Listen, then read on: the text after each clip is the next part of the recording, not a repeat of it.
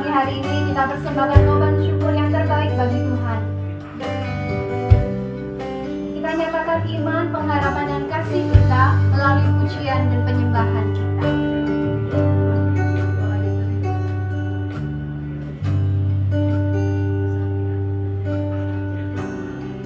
Kami masuk Tuhan. Masuk ke hadirat-Mu di tempat kudus-Mu Tuhan. Tiada kata-kata selain puji dan saat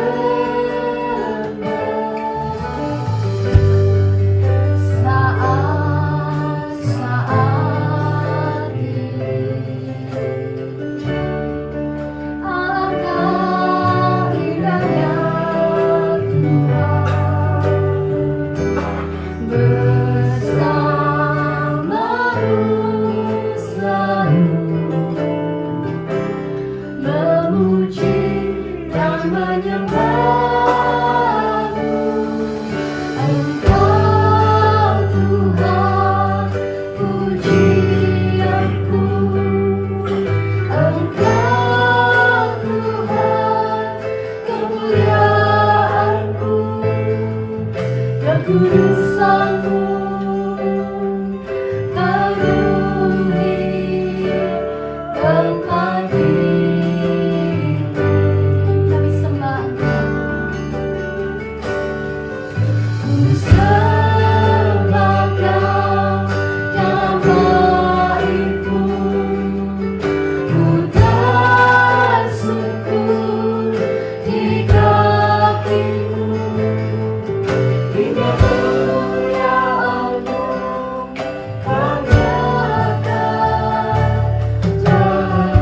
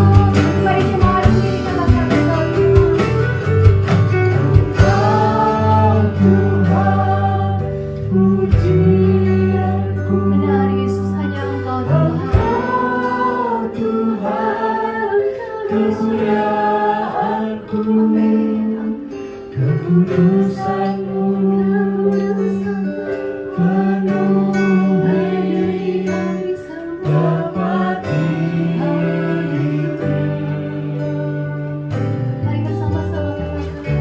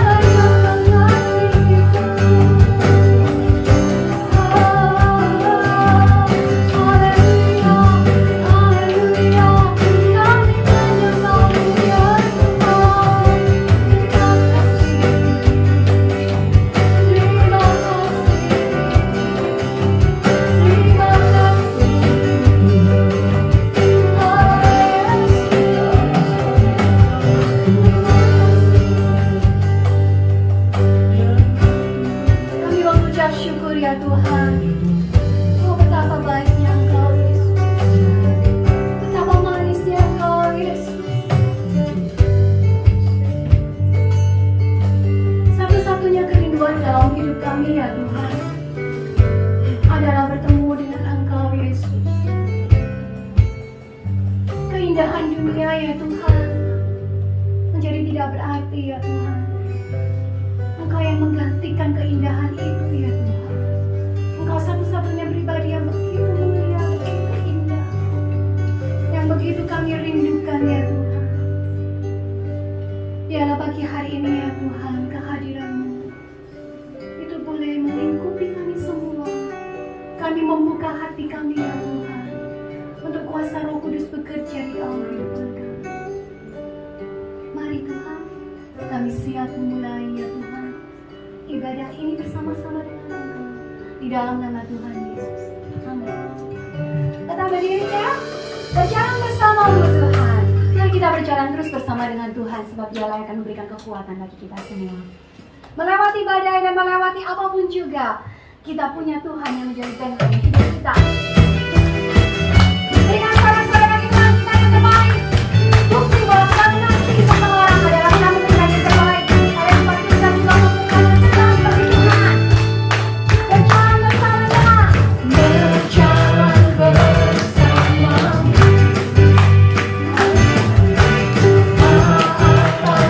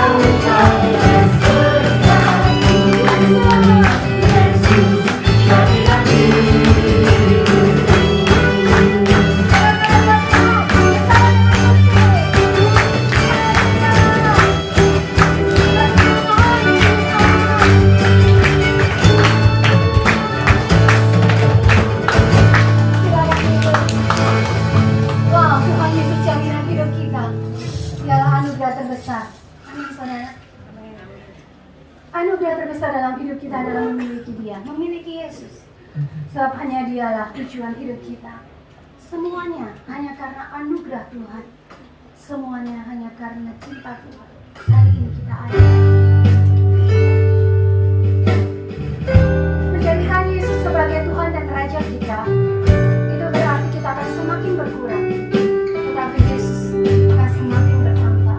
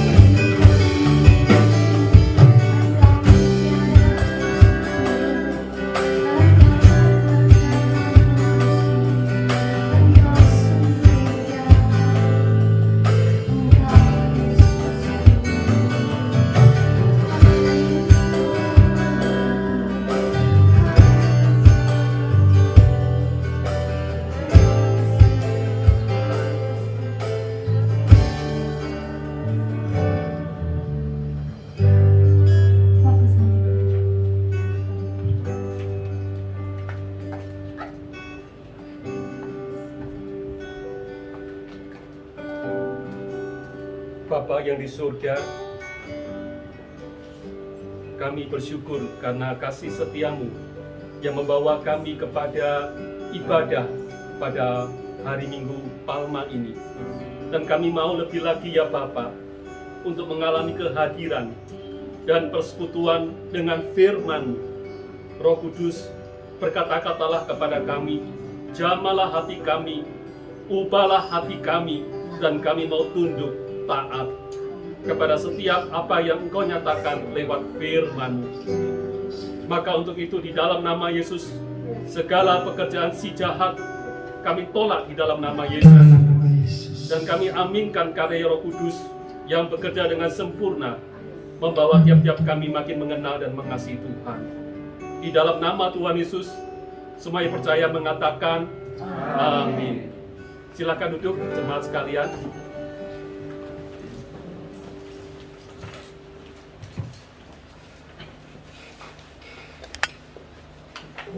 Selamat pagi jemaat yang dikasihi Tuhan. Ya, puji Tuhan, pada pagi ini kita boleh berjumpa di dalam hari Minggu, dan secara khusus kalender gereja pada umumnya memperingati hari ini sebagai Minggu Palma, di mana pada saat seperti inilah 2000 tahun yang lalu Kristus melewati gerbang Yerusalem dan disambut sebagai Raja Mulia, sebelum kemudian dia menghadapi pengkhianatan dari muridnya dan menghadapi kayu salib, maupun pada bangkit pada hari ketiga yang kita akan peringati di hari Minggu depan, persis 7 hari lagi di hari Paskah. Ya, perkenalkan, saya Sidunata Kurniawan. Saya tinggal di Malang dan saya juga adalah adik junior dari Pendeta Yohanes ataupun dari Ibu Grace ataupun dari Pendeta Samuel. Jadi saya alumni dari Magister Konseling saat Malang. Saya adalah pengajar dan konselor. Dan saat ini saya sedang studi lanjut di Manila, Filipina, di bidang konseling pastoral. Karena pandemi, akhirnya sejak setahun terakhir saya kembali lagi ke kota Malang dan bersyukur sejak Juli kuliah normal berjalan kembali lewat kuliah daring atau kuliah online. Ya, pada pagi ini kita akan bersama-sama belajar tentang perbandingan Adam dan Kristus. Untuk itu mari kita bersama membaca terlebih dulu firman Tuhan di dalam Injil Lukas pasal 22 ayat 39.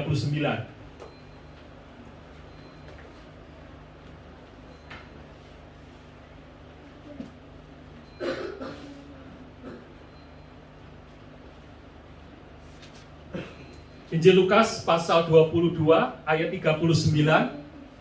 Kita akan membaca secara bergantian. Saya ayat 39, jemaat sekalian ayat 40, demikian silih berganti sampai ayat 46. Injil Lukas pasal 22 ayat 39, saya mulai. Lalu pergilah Yesus keluar kota, dan sebagaimana biasa ia menuju Bukit Zaitun. Murid-muridnya juga mengikuti dia.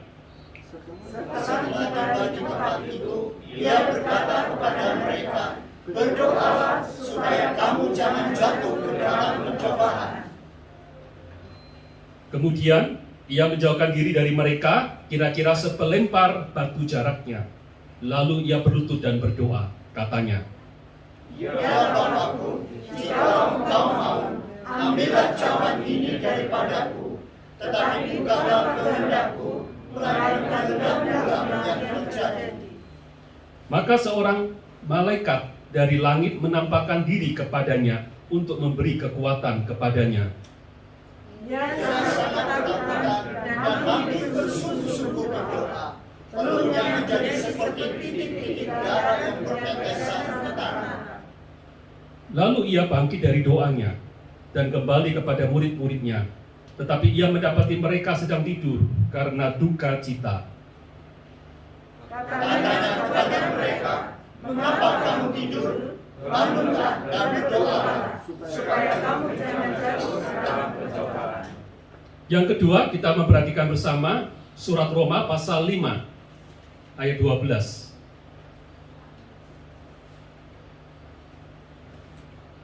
Ya, surat Roma pasal 5 ayat 12. Mari kita membaca bersama-sama. Sebab itu sama seperti dosa telah masuk ke dalam dunia oleh satu orang, dan oleh dosa itu juga maut. Demikianlah maut itu telah menjalar kepada semua orang, karena semua orang telah berbuat dosa. Jadi satu orang ini adalah Adam yang dimaksudkan di dalam perikop ini.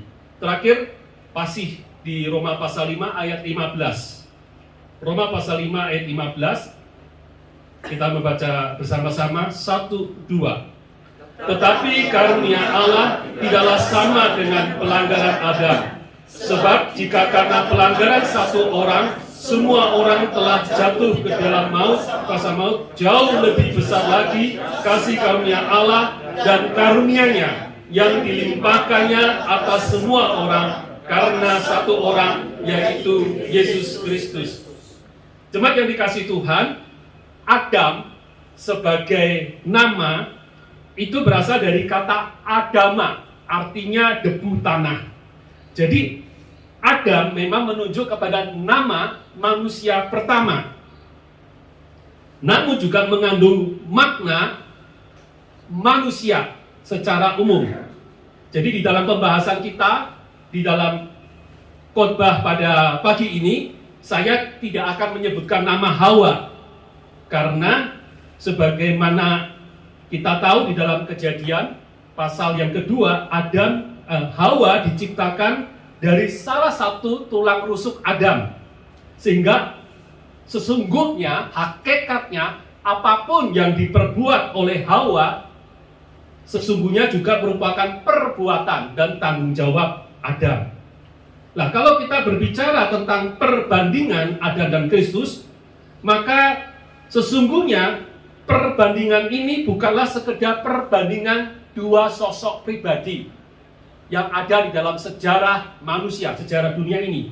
Tetapi sesungguhnya perbandingan Adam dan Kristus adalah merupakan perbandingan dua cara hidup yang sangat kontras, yang sangat berbeda, yang sesungguhnya juga mewakili cara hidup, model hidup kita manusia di dunia ini. Maka untuk itu kita lebih dahulu mencermati apa persamaan antara Adam dan Kristus. Yang pertama persamaannya adalah bahwa Adam diciptakan dan hadir di dunia sebagai manusia yang 100% tanpa dosa.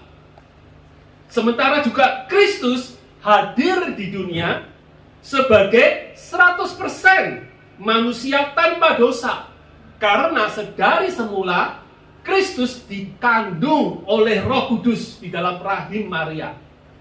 Dan dia pun ketika lahir, lahir sebagai bayi yang kudus.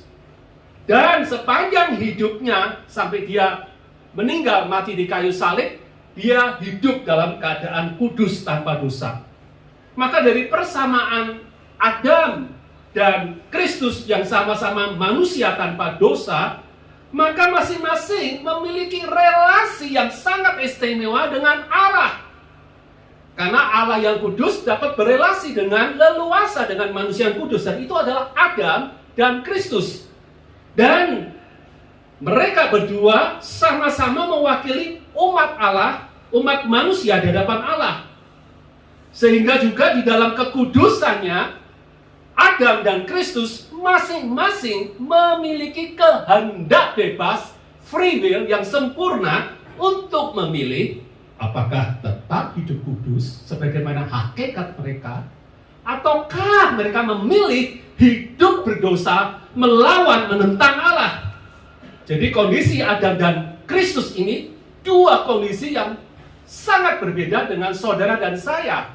Kita lahir dalam keadaan berdosa, dan kita sesungguhnya tidak punya kehendak bebas yang sempurna untuk memilih tidak berdosa. Ibaratnya berdosa itu mata pelajaran, mata kuliah wajib bagi kita semua waktu kita belum mengenal Yesus. Amin. Jadi berbuat baik itu tidak bisa bagi kita yang masih dalam keadaan berdosa dan belum menerima anugerah keselamatan di dalam Kristus. Dan itu berbeda kembali dengan Adam dan Kristus. Persamaan yang kedua, Adam mengalami pencobaan oleh iblis. Sementara Kristus juga mengalami pencobaan oleh iblis. Dan kedua pencobaan ini sama-sama seizin Allah Bapa.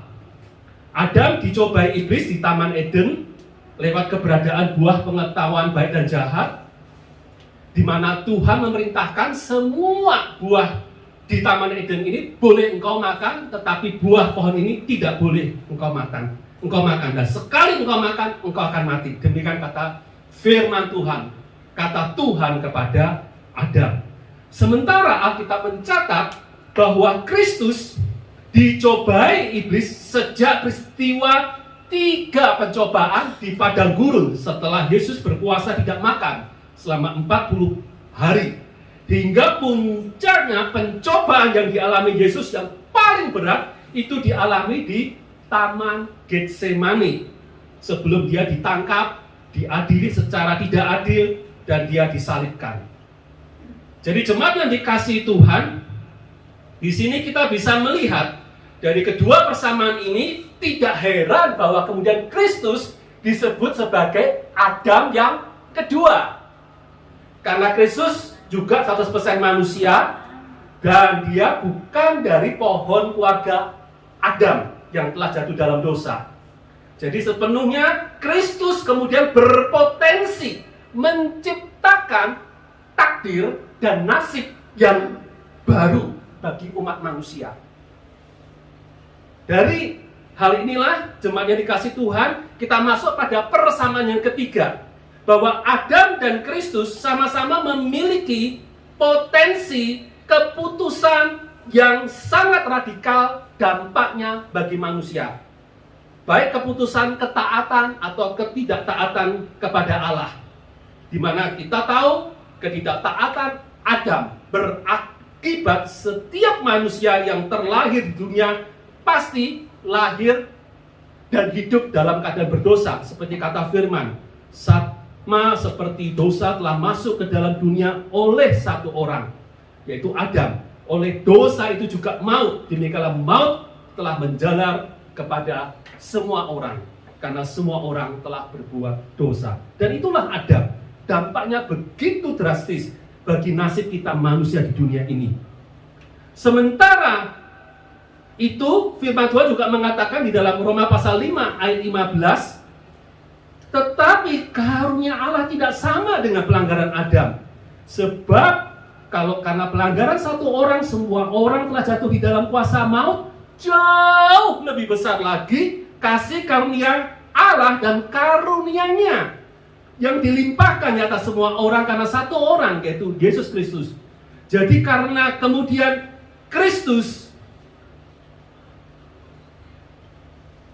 karena pelanggaran satu orang, yaitu Adam, dan kemudian karena ada anugerah lewat satu orang, yaitu Kristus, bertemu keduanya, maka Adam dan pelanggarannya lenyap.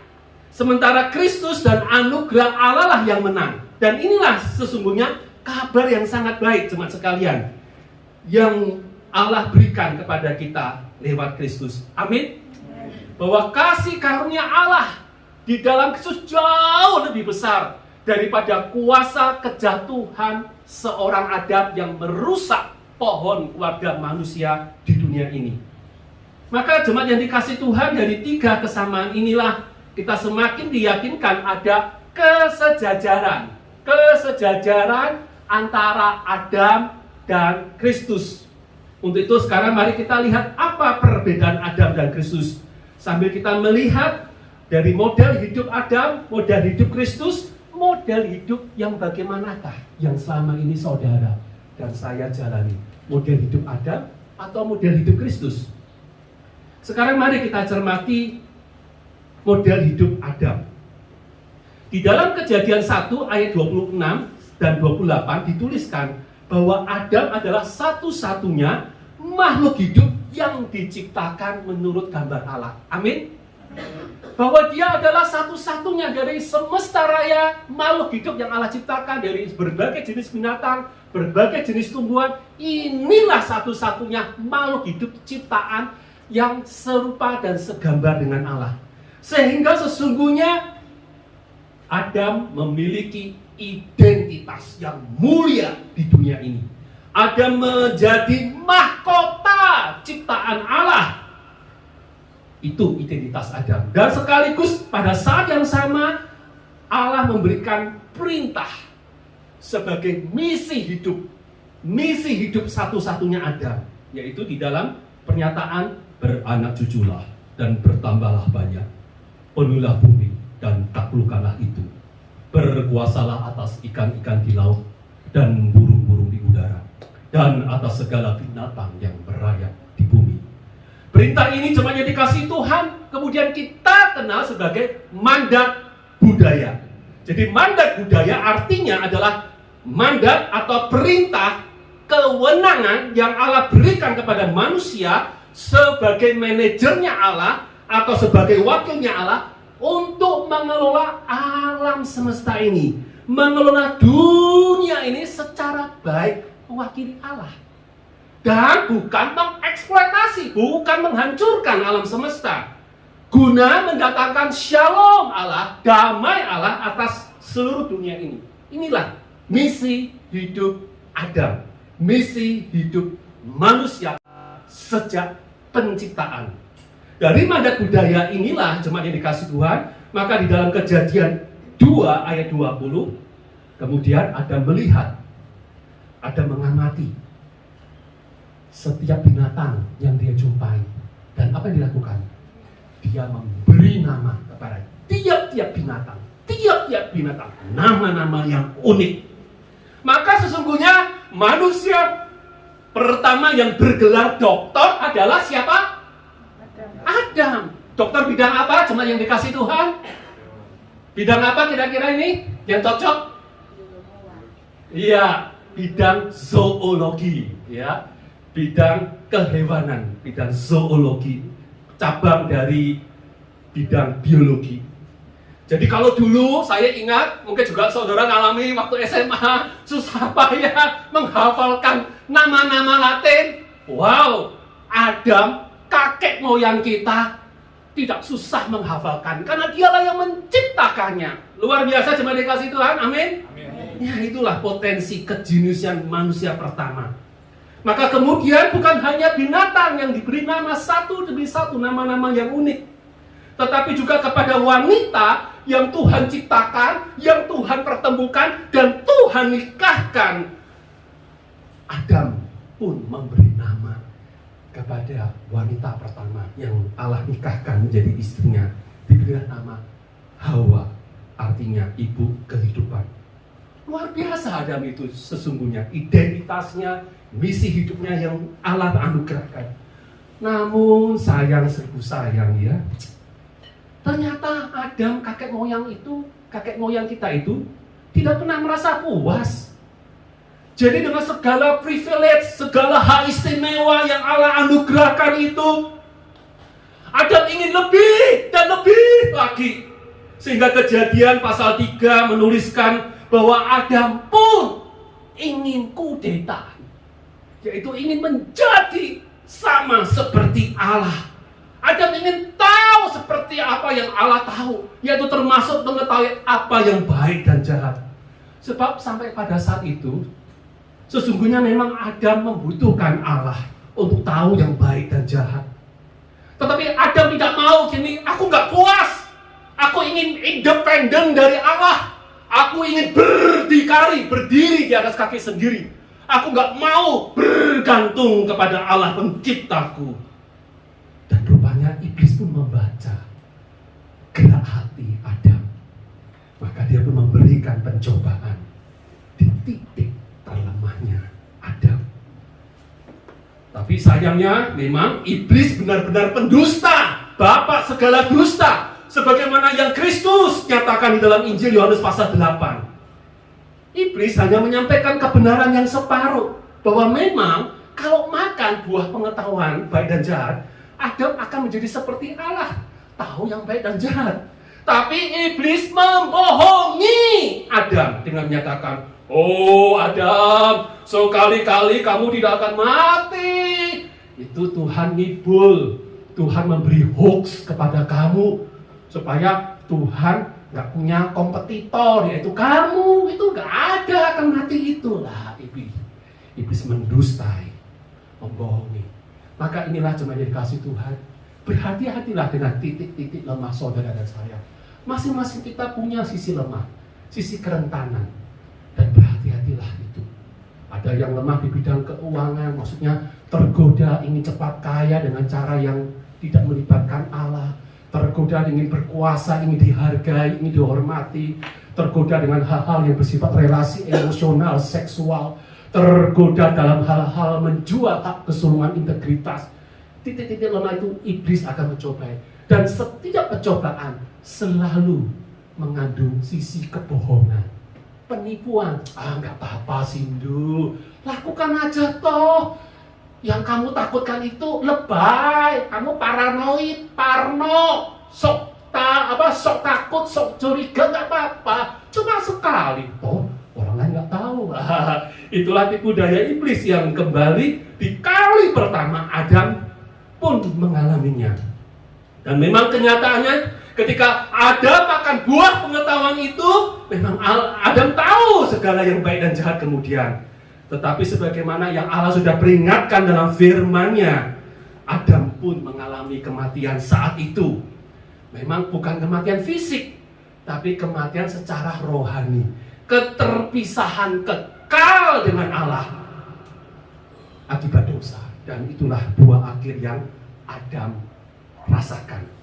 Adam telah gagal menghadapi pencobaan karena Adam telah meragukan dan menyingkirkan firman Allah, perkataan Allah dari hati dan pikiran Adam. Dan sesungguhnya pusat hidup Adam adalah dirinya sendiri. Aku, dan aku, bukannya Allah. Padahal sesungguhnya sedari semula desain, rancang bangun, program yang Allah buat adalah manusia didesain, diprogram untuk bergantung pada Allah, untuk hidup dekat Allah, bukan mandiri dan independen. Maka kesimpulannya jemaat yang dikasihi Tuhan, Adam adalah prototip cetak biru, blueprint dari manusia sukses atau gagal? Gagal. Maaf, gagal total. Dan itulah garis hidup, model hidup Adam. Apakah saudara mengalami demikian? Berhati-hatilah.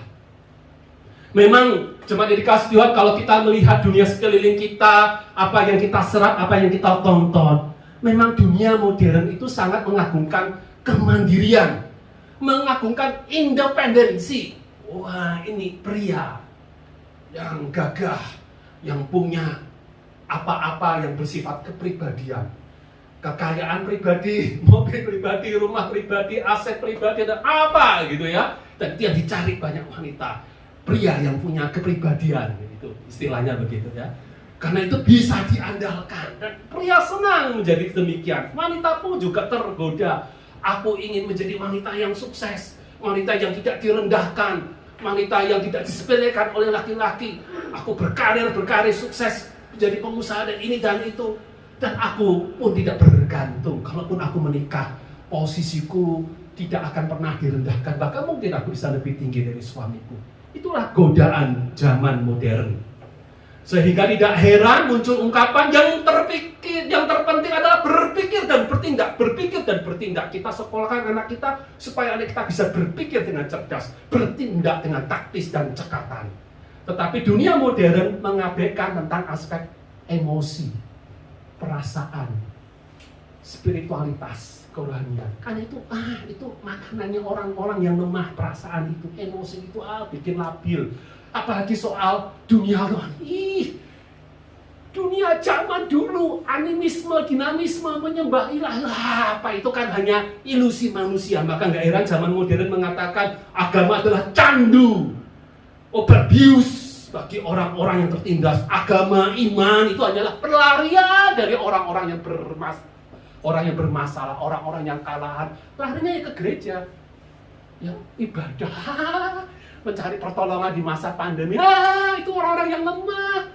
Kalau orang kuat nggak perlu ke gereja, cukup lakukan apa yang benar.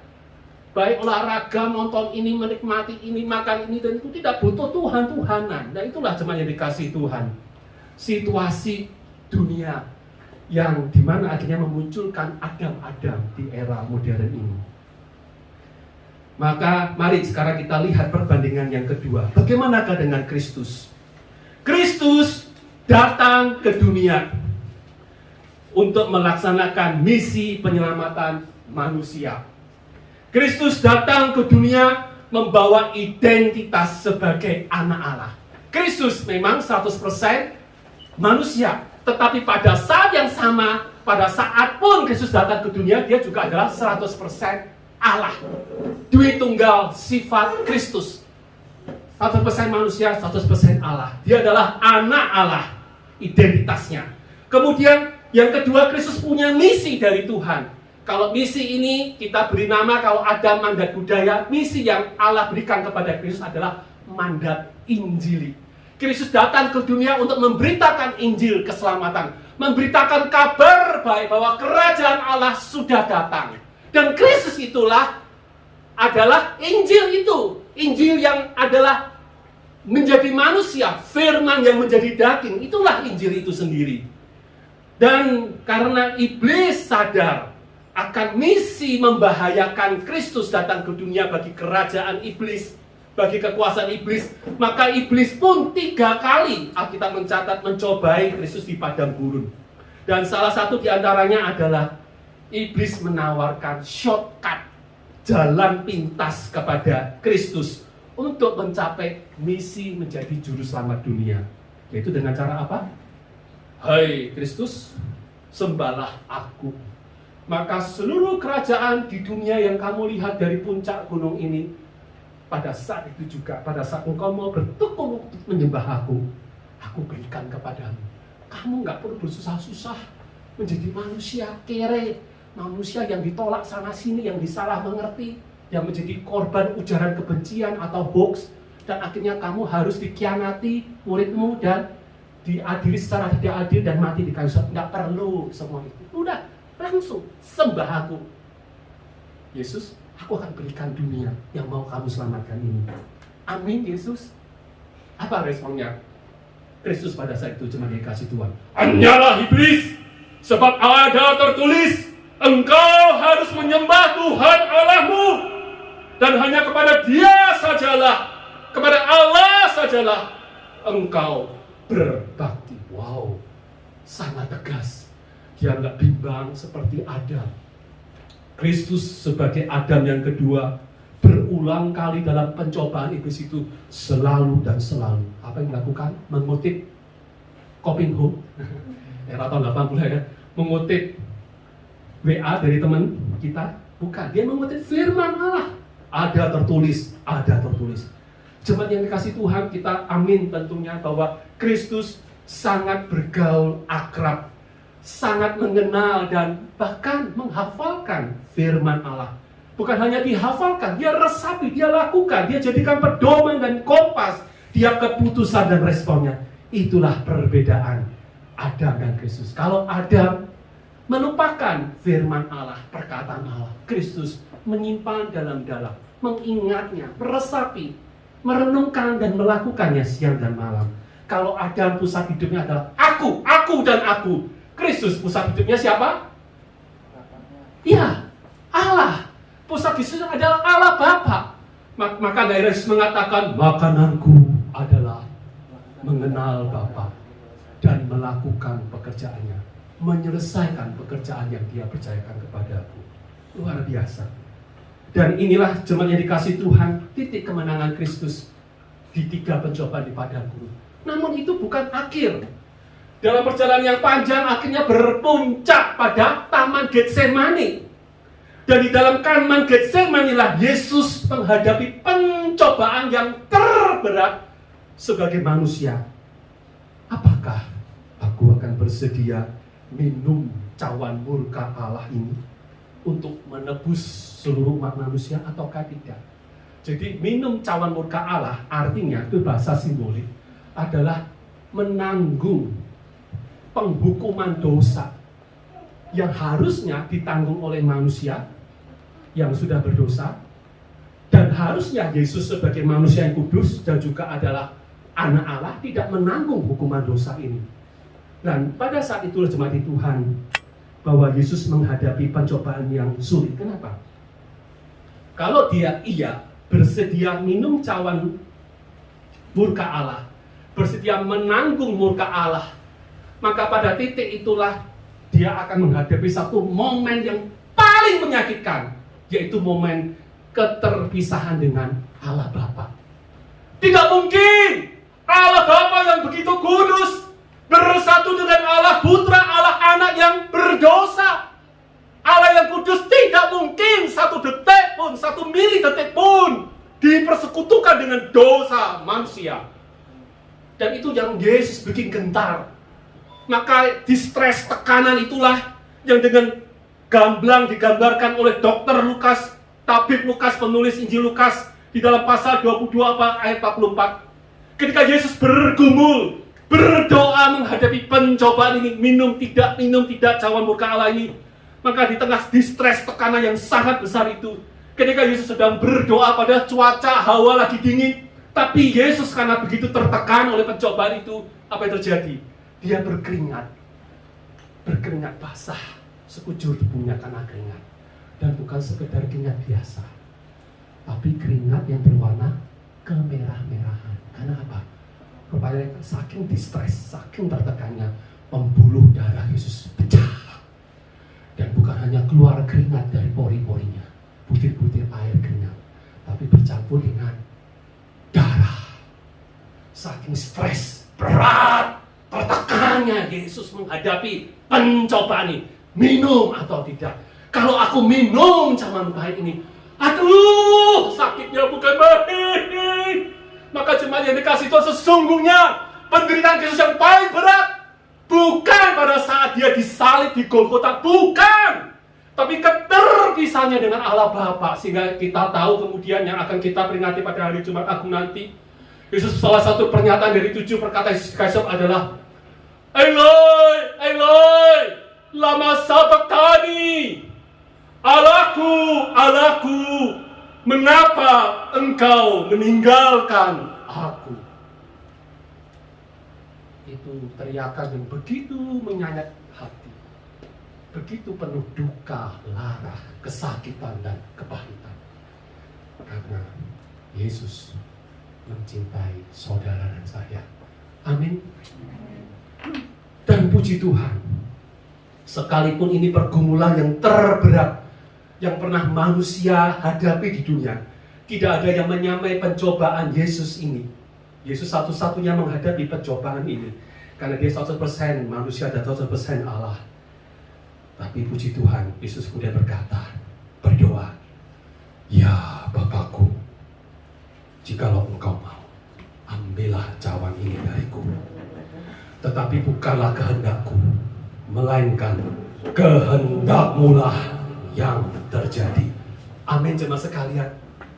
Maka dengan segenap hati, pikiran, perasaan, kehendak, Yesus lebih mengutamakan kehendak Bapa. Dia menaklukkan kehendak dirinya di bawah kehendak Bapa. Dengan cara itulah misi mulia Bapa, yaitu mandat Injili, Yesus selesaikan dengan sempurna. Maka inilah jemaat yang dikasihi Tuhan. Akhirnya Bapa pun merespon di dalam pergumulan ketaatan Yesus itu, mengutus seorang malaikat dari langit, menampakkan diri dan menguatkan Kristus. Yesus bersedia merendahkan diri, menerima pertolongan malaikat.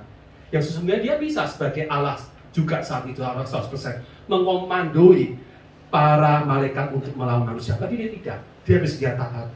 Maka ini jemaat yang dikasihi Tuhan, satu pelajaran indah. Mari, di tengah apapun pencobaan saudara dan saya, jangan menyerah. Datanglah kepada Allah, minta kekuatan dan pertolongannya, maka kita akan menerima kemenangan. Amin. Maka kemudian di tengah kemenangan inilah, maka akhirnya Yesus pun kemenangan melawan pencobaan di Taman Getsemani, Setelah dia berkata amin untuk kehendak Bapa, bersedia minum cawan muka Allah.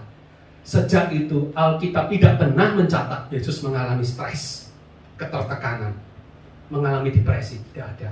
Yesus bisa menghadapi pengadilan yang tidak adil itu, menghadapi aniaya fisik, aniaya jiwa, dan puncaknya mati di kayu salib. Tidak ada kegentaran dan ketakutan apapun, karena sudah diselesaikan di Taman Getsemani. Dan dia mati di salib. Pada hari dia menang. Pada hari ketiga dia bangkit dan dia menjadi pemenang. Kesimpulannya adalah Kristus adalah prototip cetak biru dari manusia gagal atau sukses? Sukses. Karena dia melaksanakan misi Allah. Maka jemaat kasih Tuhan, sebagai kata akhir, saudara di dunia ini yang masih ada beberapa hari, minggu, tahun yang kita tidak tahu anugerah kehidupan yang Tuhan berikan, silakan saudara pilih. Mau jadi manusia gagal atau manusia sukses? Pilih mana? Ya, sukses. Karena kita diciptakan, DNA kita adalah untuk sukses. Dan untuk sukses hanya satu pilihan, ikut jalan hidup, gaya hidup, model hidup Kristus. Amin.